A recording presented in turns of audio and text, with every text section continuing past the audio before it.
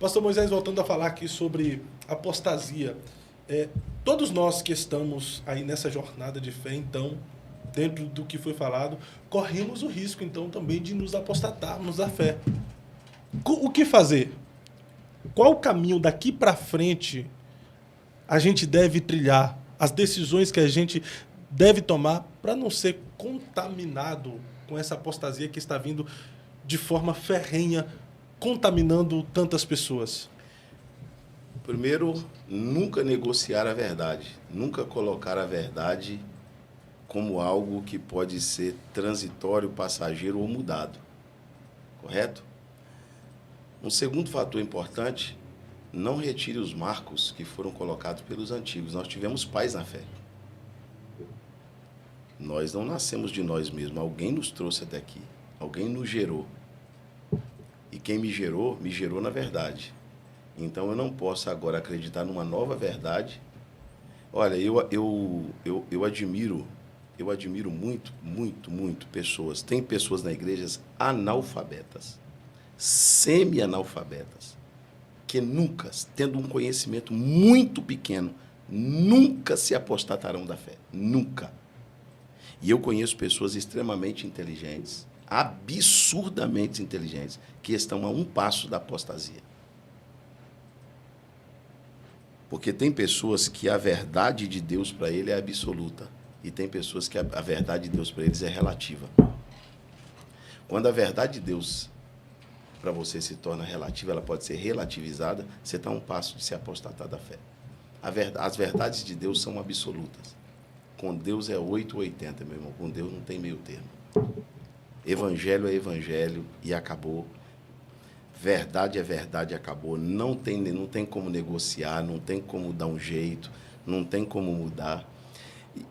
Eles estão aí agora com um plano de mudar a Bíblia. A gramática, né? Mas a Bíblia não vai ser mudada.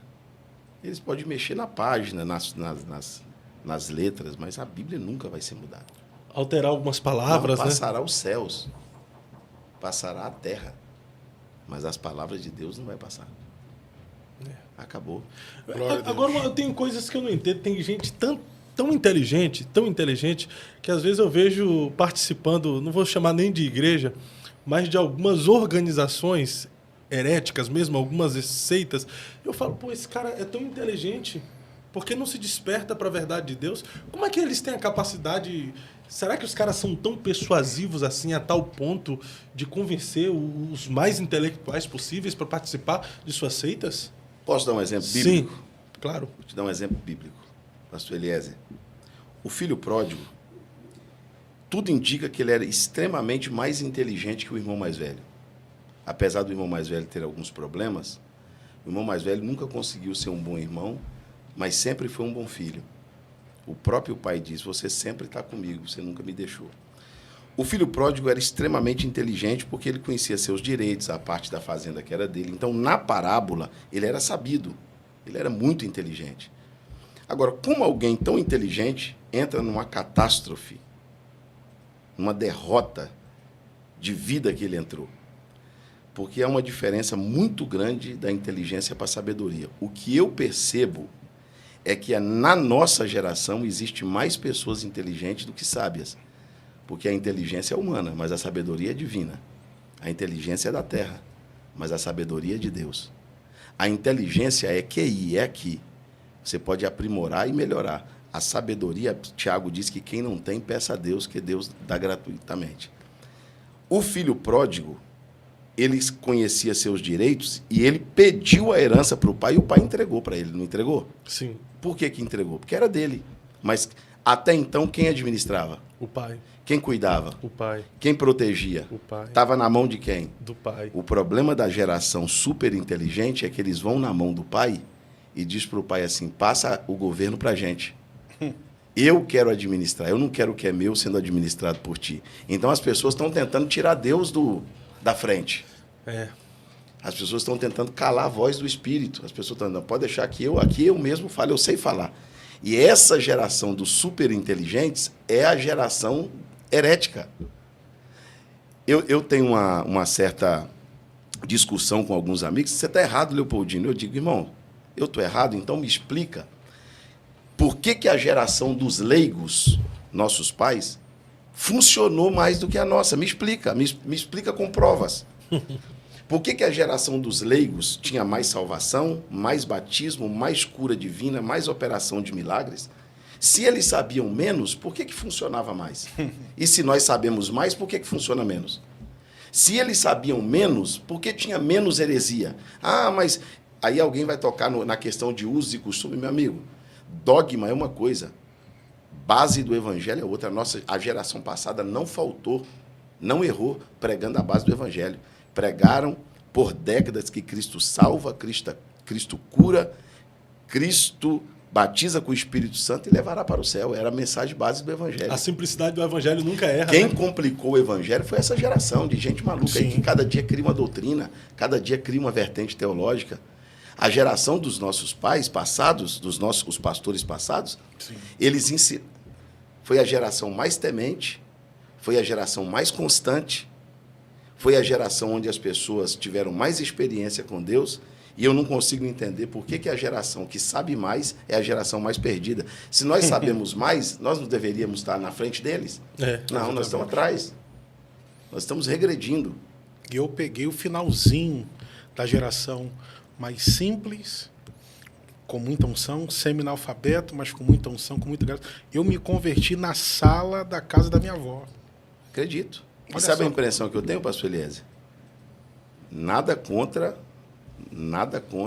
Alguém vai até pensar, será que o pastor é contra alguém ser inteligente? Pelo amor de Deus, claro que não.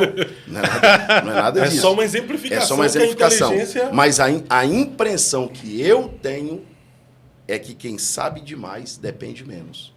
Uau. E quem sabe menos depende mais. Eu vou dar lugar aqui, pastor Fábio. Eu acho que a geração passada, por saber menos, dependia mais de Deus. Uau! E eu acho que uma geração que acha que sabe demais acaba dependendo menos, porque acaba tomando muita decisão pela sua inteligência e não por uma direção. Manhã, lá na Bahia, ela diz: quem acha que sabe demais acaba dando bom dia a cavalo. Isso aí, concordo. Acaba dando bom dia a cavalo. Meu amigo, eu conheci pastores que, para trocar um líder da igreja, Deus revelava para ele. Para ele colocar um diácono na igreja, Deus revelava para ele. Sim.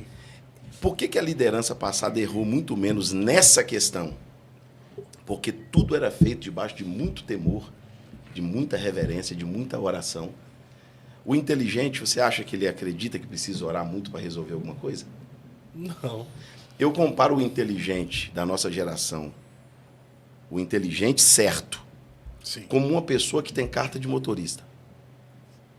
Ele faz psicotécnico, legislação, aprende a dirigir, só que quando ele está na garagem de casa para viajar, ele faz uma oração para viajar. Mas por que ele vai fazer uma oração para viajar se quem vai dirigir é ele? Ele não sabe dirigir? Quem vai dirigir não é Deus, quem vai dirigir não é o anjo, quem vai dirigir não é o Espírito Santo. Por que ele ora?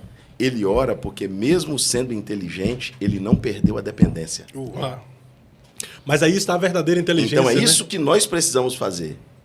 Precisamos aprimorar, crescer no conhecimento, crescer na inteligência, crescer no saber, sem perder essa dependência de Deus. Deus precisa estar no governo das nossas vidas, da igreja e de tudo. E eu vou te falar, tem muitos lugares onde a voz do homem fala e Deus não fala mais. Porque lá tem um homem muito inteligente, ele não precisa da ajuda do Espírito Santo. Meu Deus do céu. Ele não precisa da ajuda de Deus. Ele é tão inteligente que ele fala sozinho. E, de repente, você vai na igreja de um que sabe tão pouquinho e Deus fala tanto. Por quê, pastor? Tem que contraste. É porque, de repente, aquele que sabe pouquinho, ele depende tanto de Deus que ele não fala sem Deus deixar, ele não fala sem Deus querer. Ele não toma uma decisão, ele não muda o passo de lugar sem Deus querer. Aleluia. A dependência de Deus é algo extraordinário. Então, se fosse para escolher, pastor, tem que escolher. Não tem outra saída. O senhor o senhor escolheria a geração que sabe mais e depende menos, ou a geração que sabia menos e dependia mais? Sem pensar um segundo, eu fico com a geração que sabia menos e dependia mais de Deus. Aleluia.